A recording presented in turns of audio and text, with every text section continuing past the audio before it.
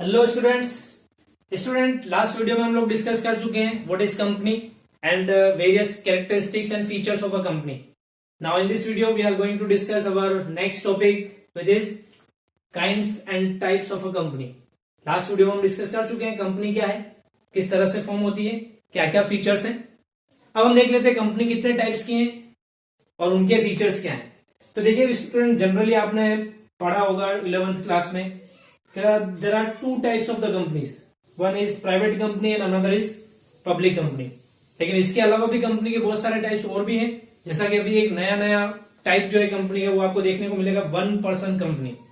इसके अलावा government company भी होती है, तो वो इतना इंपॉर्टेंट नहीं है. मेन जो हमारे 3 इंपॉर्टेंट जो टाइप्स है कंपनीज के वो है 1% company, second one is private company and third one is public company. तो हम इनको डिस्कस कर लेते हैं. गवर्नमेंट कंपनी भी है जैसा मैंने बोला, तो उसको भी लास्ट में एक छोटा सा पॉइंट उसको भी डिस्कस कर लूंगी कि क्या गवर्नमेंट कंपनी क्या होती है. तो स्टूडेंट हम बात करते हैं सबसे पहले 1% कंपनी की कि क्या होती है 1% कंपनी. लेकिन देखिए आपने जब कैरेक्टरिस्टिक्स की बात की थी हमने कंपनी के, तो उसके कैरेक्टरिस्टिक में था मिनिमम 2% की रिक्वायरमेंट होती है कंपनी के लिए. कितने? मिनिमम 2 लोगों की जरूरत होती है कंपनी के लिए. एक सिंगल पर्सन जो कंपनी नहीं बना सकता. लेकिन अभी जो हमारा कंपनी 2013 आया उसके अमेंडमेंट के अकॉर्डिंग अब एक सिंगल पर्सन जो है वो भी अपनी कंपनी फॉर्म कर सकता है, तो वो कहलाती है 1% कंपनी. तो अब ये 1% कंपनी क्या होती है, कैसे बनती है, क्या क्या इसके राइट्स रहते हैं, क्या क्या इसकी ड्यूटीज रहती हैं, वो सारी चीजें जो है वो section 2 under section 62 of the companies act 2013 के अंदर ये सारी चीजें मेंशन है कि 1% कंपनी क्या होती है, कैसे फॉर्म होती है, सारी चीजें कहां मेंशन है. Section 2 under section 62 of the companies act 2013 के अंदर ये सारी चीजें मेंशन है. तो वहीं से हमने कुछ फीचर्स उठाए हैं इसके कि 1% कंपनी क्या होती है. तो देखिए स्टूडेंट, 1% कंपनी वो होती है जिसमें केवल एक पर्सन जो है वही उसका मेंबर होता है.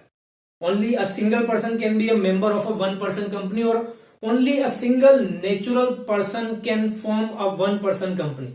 केवल एक व्यक्ति मिल ही कंपनी स्टार्ट कर सकता है. तो वो कंपनी जो रजिस्टर्ड होगी वो 1% कंपनी के रूप में रजिस्टर्ड होगी. ठीक है. अब इसके लिए कुछ चीजें जरूरी है कि वो जो 1% जो कि कंपनी फॉर्म कर रहा है वो इंडियन सिटीजन होना चाहिए, यानी वो इंडिया का बंदा होना चाहिए. कोई भी बाहर वाला आकर के यहाँ पर 1% कंपनी जो है फॉर्म नहीं कर सकता है. तो फर्स्ट रिक्वायरमेंट क्या है कि वो पर्सन जो है वो इंडियन रेजिडेंट होना चाहिए. फिर जैसा कि कुछ इसकी लिमिटेशंस भी है, वो कंपनी बनेगी तो उसकी पेड अप कैपिटल कितनी होगी, उसका टर्नओवर कितना होगा, कितना होना चाहिए, ये सारी चीजें भी है. तो जैसा कि यहां पर लिखा देखिए, paid up capital not more than 50 lakh. 1% company तभी फॉर्म हो सकती है अगर उसकी पेड अप कैपिटल जो है वो 50 लाख रुपीज से ज्यादा ना हो. Not more than 50 lakh rupees. तो 1% कंपनी फॉर्म हो रही है तो छोटी ही होगी कंपनी. एक लार्ज स्केल कंपनी जो है 1% कंपनी नहीं हो सकती. तो इसलिए इसकी पेड अप कैपिटल पर एक लिमिटेशन लगा दी है कि अगर किसी कंपनी की पेड अप कैपिटल जो है वो 50 लाख या 50 लाख रुपीज से कम है तभी वो एज ए 1% कंपनी रजिस्टर्ड हो सकती है. अदरवाइज 1% कंपनी रजिस्टर्ड नहीं हो सकती वो कंपनी जिसकी पेड अप कैपिटल जो है वो 50 लाख रुपीज से ज्यादा है. तो clear. Second thing, the annual turnover for 3 year should not be exceed ₹2 crore. अगर कंपनी का एनुअल टर्नओवर जो है पिछले 3 सालों से, रेगुलरली पिछले 3 सालों से अगर कंपनी का एनुअल टर्नओवर 2 करोड़ रुपीज से ऊपर है, क्या एनुअल टर्नओवर पिछले 3 सालों से 2 करोड़ रुपीज से ऊपर है, तो उस केस में भी वो company as a 1% company registered नहीं हो सकती. तो इसका मतलब क्या है, उसका एनुअल टर्नओवर कितने रुपए होना चाहिए, 2 करोड़ और 2 करोड़ से कम होना चाहिए. ज्यादा हुआ तो 1% कंपनी रजिस्टर्ड नहीं हो सकती. ठीक है, ये हो गया दूसरा रेस्ट्रिक्शन. तीसरी बात आती है इसके अंदर डायरेक्टर्स की. कंपनी के अंदर जैसा कि हमने फीचर्स में डिस्कस किया था कि कंपनी का मैनेजमेंट अलग है और कंपनी के ओनरशिप अलग है. तो अब यहां पर मैनेजमेंट जो देखेंगे वो डायरेक्टर्स होते हैं या बोर्ड ऑफ डायरेक्टर होता है. तो जो 1% कंपनी है उस 1% कंपनी के अंदर मिनिमम सिंगल डायरेक्टर, कम से कम एक डायरेक्टर होना कंपलसरी है और मैक्सिमम 15 से ज्यादा नहीं हो सकते. तो minimum 1 director and maximum 15 director हो सकते हैं. 15 से ज्यादा डायरेक्टर इसके अंदर नहीं हो सकते. ये हो गया है इसका फीचर. तो ये कुछ फीचर्स थे इसके जो मैंने आपको बता दिए कि 1% कंपनी क्या होती है और इसके लिए क्या रिक्वायरमेंट है. क्लियर है स्टूडेंट. तो आई थिंक आप लोगों को सभी को समझ में आ गया होगा 1% कंपनी क्या होती है। तो आपको भी आफ्टर 12th अगर किसी का इंटरेस्ट हो, मुझे कंपनी स्टार्ट करनी है अपनी खुद की, तो वो 1% कंपनी स्टार्ट कर सकता है। ठीक है, इसके लिए आपको वही कंपनी 2013 जो है उसके अंडर में अपना रजिस्ट्रेशन करवाना होगा, जो भी आपकी कंपनी का नाम रखना चाहें आप उसके अकॉर्डिंग। बट ये लिमिटेशंस आपको थोड़ी ध्यान रखनी है। और हो सकता है आप जब कंपनी बनाने की कंडीशन में आए तब तक कुछ और अमेंडमेंट्स इसके अंदर हो जाए, तो उन अमेंडमेंट को भी ध्यान में रखना है और इसके अकॉर्डिंग आप अपनी कंपनी भी स्टार्ट कर सकते हैं। Clear student? तो आई थिंक 1% कंपनी आप लोगों को समझ में आ गई होगी। अब हम चलते हैं सेकंड जो हमारा टाइप है या काइंड है कंपनी का, वो है प्राइवेट कंपनी। जैसा कि इसके नाम से ही पता चल रहा है, प्राइवेट कंपनी, यानी ये प्राइवेट कंपनी होगी, प्राइवेट ओनरशिप होगी इसमें जनरल पब्लिक का कोई पार्टिसिपेशन जो इसके अंदर नहीं होगा। तो वो होती है कंपनी प्राइवेट कंपनी। अब प्राइवेट कंपनी को आप डिटेल में बहुत ज्यादा पहले ही डिस्कस कर चुके हैं 11th के अंदर कि प्राइवेट कंपनी क्या होती है, क्या रेस्ट्रिक्शंस लगाती है, क्या क्या इसके फीचर्स होंगे। लेकिन फिर भी अभी 11th का तो भूल चुके हैं हम लोग, तो 11th का भूल चुके हैं, इसलिए अपने को वापस इसको डिस्कस करना होगा। तो देखिए स्टूडेंट, प्राइवेट कंपनी जो है वो कंपनी होती है जो अपने नाम के पीछे, अपने नाम के साथ में प्राइवेट लिमिटेड वर्ड यूज करती है। क्या कंपलसरी इनको कि प्राइवेट कंपनी को अपने नेम के पीछे प्राइवेट लिमिटेड वर्ड लगाना होगा। जैसे राकेश एंड प्राइवेट लिमिटेड या राकेश प्राइवेट लिमिटेड, तो ये क्या है, एक प्राइवेट लिमिटेड कंपनी यानी कि प्राइवेट कंपनी है। तो कंपनी को अपने नाम के पीछे प्राइवेट लिमिटेड वर्ड जो उसको यूज करना कंपलसरी है। इससे पता लग जाता है कंपनी प्राइवेट है या पब्लिक है। ठीक है, दूसरी बात करते हैं इसकी पेड अप कैपिटल की। तो पेड अप कैपिटल के लिए जैसे पहले रूल था 1 lakh rupees for the private company और 5 लाख रुपीज जो है वो पब्लिक कंपनी के लिए। Minimum paid up capital 1 lakh rupees for the private company और 5 lakh rupees for the public company होता था। लेकिन अभी इस रूल में थोड़ा चेंज कर दिया है।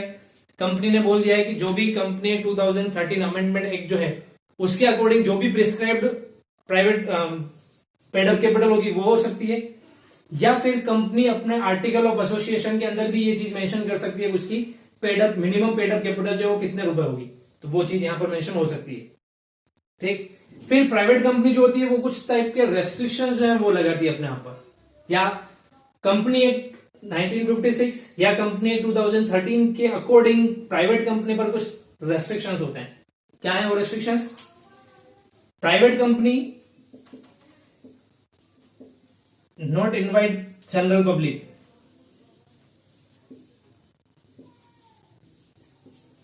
फॉर परचेज या acquire his share.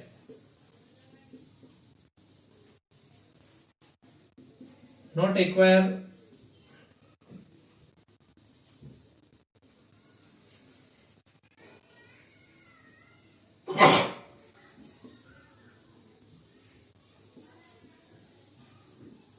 Fund from the general public. Private company अपने शेयर कभी भी जनरल पब्लिक को सेल नहीं कर सकती, या ना जनरल पब्लिक को कभी अपने शेयर्स परचेज करने के लिए इनवाइट कर सकती है। तो यानी प्राइवेट कंपनी जो है वो प्राइवेट कंपनी के अंदर जितनी भी कैपिटल कंट्रीब्यूट होगी या जितनी भी कैपिटल इंट्रोड्यूस होगी वो सारे मेंबर्स ही करेंगे। मेंबर्स यानी जिन लोगों ने प्राइवेट कंपनी फॉर्म की है वही लोग इसके अंदर सारा फंड जो कैपिटल जो है वो इन्वेस्ट करेंगे, या फिर ये हो सकता है वो कहीं से लोन ला करके भी अपना काम कर सकते हैं। लेकिन ये कभी भी अपने शेयर जनरल पब्लिक को इशू नहीं कर सकते, और ना ही जनरल पब्लिक से किसी टाइप का कोई डिपॉजिट जो है वो एक्सेप्ट कर सकते हैं।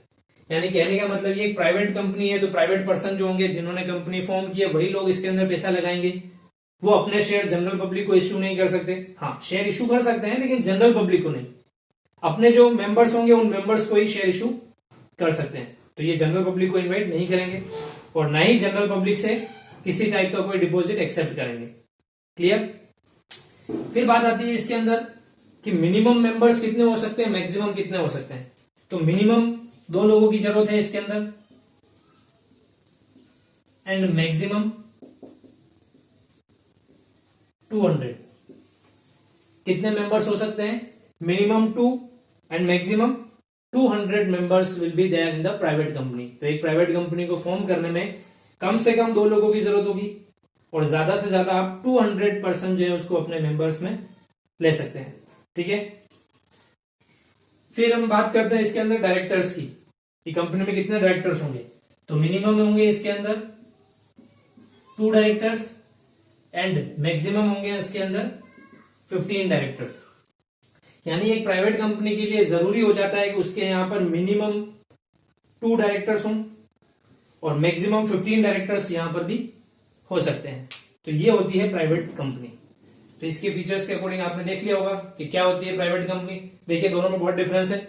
यहाँ पर मिनिमम डायरेक्टर्स 1 था, मैक्सिमम 15 थे, यहाँ पर मिनिमम 2 है, मैक्सिमम 15 है। यहाँ पर एनुअल टर्नओवर ये सब बातें की थी क्योंकि एक स्पेशल कंपनी है। फिर इसके अंदर हमने देख लिया था कि क्या क्या होती है इसमें। मिनिमम 2 मैक्सिमम 200 मेंबर्स हो सकते हैं। पेड अप कैपिटल जो भी होगी ये प्रिस्क्राइब फॉर्मेट जो है उसमें होगी लिखी हुई कंपनी एक्ट के अकॉर्डिंग, या फिर कंपनी चाहे तो आर्टिकल ऑफ एसोसिएशन के अंदर ये चीज मेंशन कर सकती है उसकी पेड अप कैपिटल जो है कितनी होगी। फिर इसके साथ ही हमने देख लिया था कि कंपनी कुछ रेस्ट्रिक्शंस भी लगाती है।